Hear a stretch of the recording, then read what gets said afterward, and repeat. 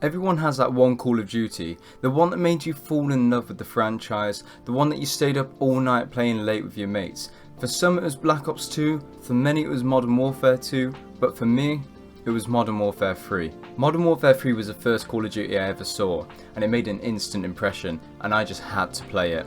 Luckily for me, the person playing it was my dad, so it wasn't hard to convince him to let me jump on, and I was hooked. After school, weekends, any chance I'd jump on the PS3 and I was grinding.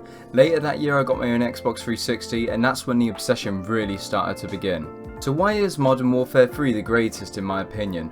Well, this comes from a lot of things, so let's break it down. Modern Warfare 3's replayability really took things to the next level. The pool of game modes it had to offer was something we hadn't seen before. It had your classic core modes such as Team Deathmatch, Domination, Search and Destroy, but it was a Call of Duty to introduce now fan favourite modes to the franchise such as Kill Confirmed, Drop Zone, Infected and Face Off.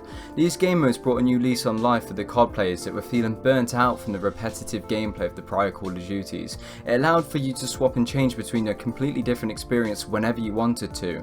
The camo grind was streamlined. If you leveled your guns up to level 31, you would unlock gold camo, meaning there was no weird challenges that force you to change how you play. They also introduced weapon proficiencies, small but powerful upgrades that reduced recoil or flinch.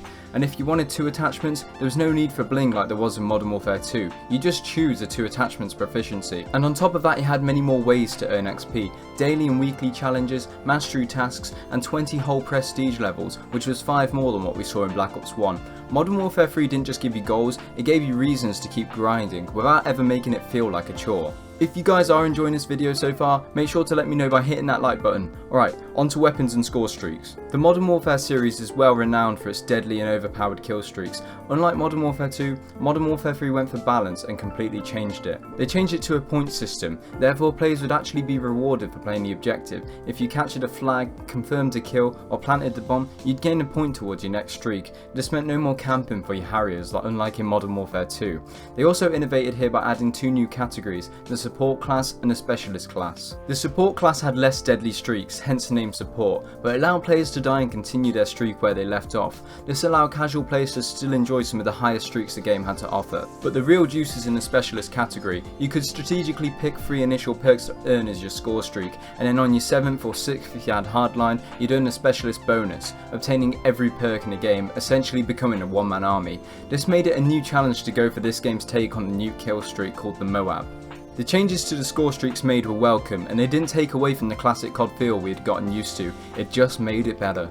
Modern Warfare 3 had 107 weapons, with 37 new additions. It brought back classics like the ACR from Modern Warfare 2, but it introduced new series legends like the MP7. And best of all, every weapon felt usable. Sure, there was a meta, but nothing ever felt truly broken. Each gun had its own personality, from the look of it to the sound of it, and as a kid using them, it felt awesome.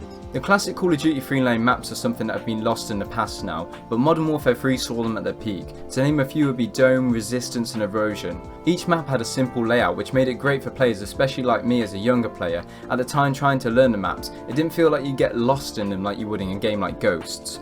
And while being very linear, they carried immense character and were never boring. On Dome, everybody wanted to get on top of the dome and place the attack insert down and dominate with their MSR. On Resistance, everyone wanted to control the house in the middle of it and rig it with IMS score streaks. And on Erosion, which was a more unique map and one of my favourites, everybody wanted to get in the tower in the middle of the map as it provided lines of sight to each corner, a true power position. That map was one of my favourites from the new face-off mode. Every map had its own style and character, nothing ever felt out of place. You never really felt like you'd not want to play any of the maps, as each offered a different experience when playing the game.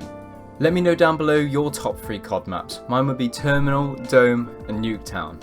Modern Warfare 3 brought along what I consider the best third game mode in Call of Duty history, survival. You drop into a map and try to survive endless waves of enemies, increasingly getting tougher and tougher, but here's the twist, you got tougher too. It had its own progression system, unlockable weapons, perks and kill streaks. It was COD's answer to zombies, and honestly, I preferred it. Survival offered a new kind of replayability, experimenting with loadouts, strategies, and clutching those last minute revives were awesome. If you guys have stuck around to this point in the video, I just wanted to say thank you, you're an absolute legend. Right, let's get on to the final section of this video. How could we talk about Modern Warfare 3 and not mention the iconic campaign? It took the excellent story of the previous installments and wrapped it up in a bittersweet end. It had some great memorable moments, a straightforward story and awesome action, all essential ingredients to making the perfect COD campaign. In conclusion, everyone has a special place in the heart for the first COD, and it's no different with me. This game brought me days and days of fun and memories that will stay with me forever, and that's why it's my favourite and in my opinion the best Call of Duty in the entire franchise. Thank you guys so much for making it to the end of this video. If you guys like this style of content, let me know by hitting that like button and subscribe so you don't miss out on my future uploads. With that being said, it's been Jxey guys, stay awesome.